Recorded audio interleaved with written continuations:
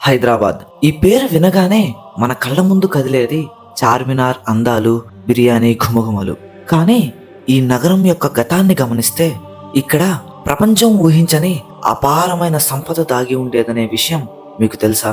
అప్పట్లో ప్రపంచంలోనే అత్యంత ధనవంతుడైన 7వ నిజాం మీర్ ఉస్మాన్ అలీ ఖాన్ తన అపారమైన నిధిని ఎక్కడో దాచారు. అది ఇప్పటికీ హైదరాబాద్ మట్టిలోనే ఉందా, లేక విదేశాలకు తరలిపోయిందా? అసలు ఆ నిధిని కాపలా కాస్తున్న శక్తులు ఏవి? ఈ రోజు మనం చారిత్రక సాక్ష్యాలతో, రహస్య గదుల గురించిన కథనాలతో ఈ నిజాం నిధి మిస్టరీని లోతుగా విశ్లేషిద్దాం. ఈ వీడియో అయితే చాలా ఇంట్రెస్టింగ్ గా ఉండబోతుంది. ఈ వీడియోని లాస్ట్ వరకు చూస్తే ఆ నిధి ఎక్కడుంది, ఆ నిధి మీకు దొరికే అవకాశం ఉందా లేదా అన్న విషయాల గురించి క్లియర్ గా తెలుసుకుందాం. ఈ వీడియోని లాస్ట్ వరకు చూడండి. ఎక్కడ ఒక్క చిన్న పాయింట్ కూడా మిస్ అవ్వద్దు. ఈ వీడియోని లైక్ చేసి లాస్ట్ వరకు చూడండి. పదండి, ఈ నిధిని వెతికే ప్రయాణం మొదలు పెడతాం. నిజాంల కాలంలో హైదరాబాద్ సంస్థానం అమెరికా, బ్రిటన్ లాంటి దేశాల కంటే కూడా ఎక్కువ సంపదను కలిగి ఉండేదంటే మీరు నమ్ముతారా? ఈ విషయం నేను చెప్పడానికి ప్రధాన కారణం గోల్కొండ వజ్రాల గనులు. ప్రపంచం ప్రసిద్ధిగాంచిన కోహినూర్ డైమండ్, హోప్ డైమండ్ మరియు నిజాం సొంతంగా వాడిన 84 క్యారెట్ల జాకబ్ డైమండ్ అన్నీ ఇక్కడ దొరికినవే. నిజాం రాజులకు ఈ వజ్రాల పట్ల ఎంత వ్యామోహం ఉండేదంటే వారు వజ్రాలను డబ్బాల్లో నింపి దాచిపెట్టేవారట.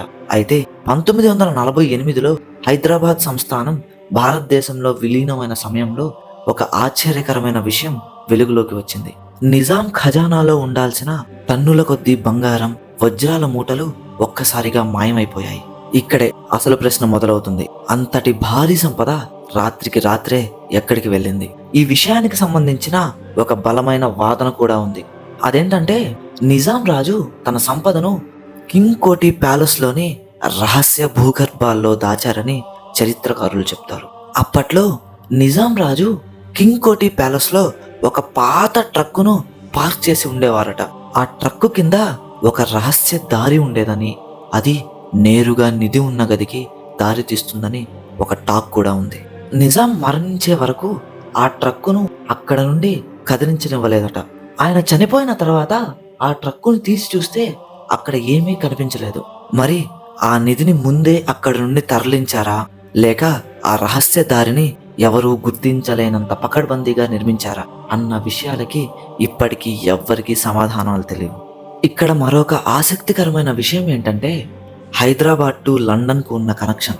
1948లో నిజాం తన నమ్మకస్తుల ద్వారా 1 మిలియన్ పౌండ్లను నేషనల్ వెస్ట్ మినిస్టర్ బ్యాంకు పంపారు. ఈ విషయం కొన్ని శతాబ్దాల పాటు కోర్టు గొడవల్లో ఉండి ఇటీవల కాలంలో అది 300 కోట్ల రూపాయలకు పైగా పెరిగి భారత ప్రభుత్వానికి, నిజాం వారసులకు దక్కింది. ఇది కేవలం ఒక చిన్న మొత్తం మాత్రమే.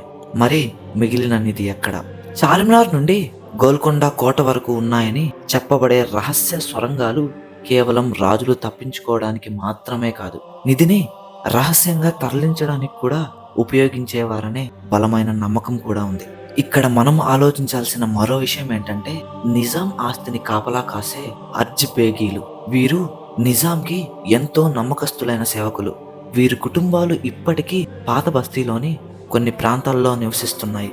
వారి దగ్గర నిధికి సంబంధించిన మ్యాపులు ఉన్నాయని, కానీ వారు వాటిని ఎవ్వరికీ వెల్లడించడం లేదని ఒక రహస్య ప్రచారం కూడా ఉంది. ఒకవేళ ఆ నిధి నిజంగా ఉంటే అది ఏ రూపంలో ఉంటుంది? బంగారం ఇటుకల, వజ్రాల రాసుల, లేక కరెన్సీ నోట్ల? నిజాం కాలంలో కరెన్సీ నోట్లు చెదలు పట్టిపోయినా ఆయన పట్టించుకునేవారు కాదట. దీన్ని బట్టి ఆయన దగ్గర ఉన్న సంపద ఎంత అపారమో ఒక్కసారి ఊహించుకోండి. ఈ కథలో మరిన్ని ట్విస్టులు కూడా ఉన్నాయి. 1970వ దశకంలో భారత ప్రభుత్వం నిజాం జ్యువెలరీ కోసం తీవ్రంగా గాలించింది. కానీ అప్పుడు కొన్ని కిలోల నగలు మాత్రమే లభించాయి. వాటినే ఇప్పుడు ఢిల్లీలోని నేషనల్ మ్యూజియంలో ప్రదర్శిస్తున్నారు. కానీ అది కేవలం 5% కూడా ఉండదనే అంచనా కూడా ఉంది. మరి మిగిలిన 95% ఎక్కడ? ఫలక్నుమా ప్యాలెస్ గోడల్లో ఉందా, లేక చౌమహల్లా ప్యాలెస్లోని మూసి ఉన్న గదుల్లో ఉందా? చాలా మంది చెప్పే కథనాల ప్రకారం నిజాం తన సంపదలో కొంత భాగాన్ని హిమాయత్ నగర్ లేదా ఉస్మాన్ నగర్ లాంటి చెరువుల అడుగున కూడా దాచి ఉండవచ్చు. ఎందుకంటే ఆ చెరువులు నిజాం హయాంలోనే నిర్మించబడ్డాయి. మీరు ఎప్పుడైనా గమనించారా? హైదరాబాద్ చుట్టుపక్కల ఉన్న పాత గుట్టల్లో లేదా కోటల దగ్గర రాత్రిపూట వింత శబ్దాలు వస్తాయని స్థానికులు చెప్తుంటారు. అవి కేవలం భ్రమలేనా, లేక ఆ నిధిని కాపలా కాస్తున్న అతీంద్రియ శక్తుల ప్రభావమా? పురావస్తు శాఖ వారు కూడా కొన్ని చోట్ల తవ్వకాలు జరిపినా ఏమీ దొరకలేదని పైకి చెప్తున్నారు. ఇప్పటికీ కొన్ని ప్రాంతాల్లోకి సామాన్యులను అనుమతించరు. ఇలాంటి విషయాలే అనేక అనుమానాలకు దారితీస్తుంది. చివరిగా కొన్ని కీలకమైన ప్రశ్నలు మిగిలిపోయాయి. అవి ఏంటంటే, నిజాం తన సంపదను పాకిస్తాన్కు తరలించాలని ప్రయత్నించారా? 1948లో భారత సైన్యం హైదరాబాద్ను ముట్టడించినప్పుడు నిజాం తన నిధిని ఎక్కడ దాచిపెట్టారు?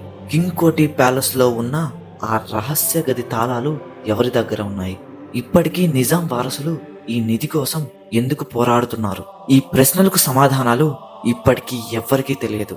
హైదరాబాద్ చరిత్రలో నిజాం నిధి అనేది ఒక అంతం లేని కథ.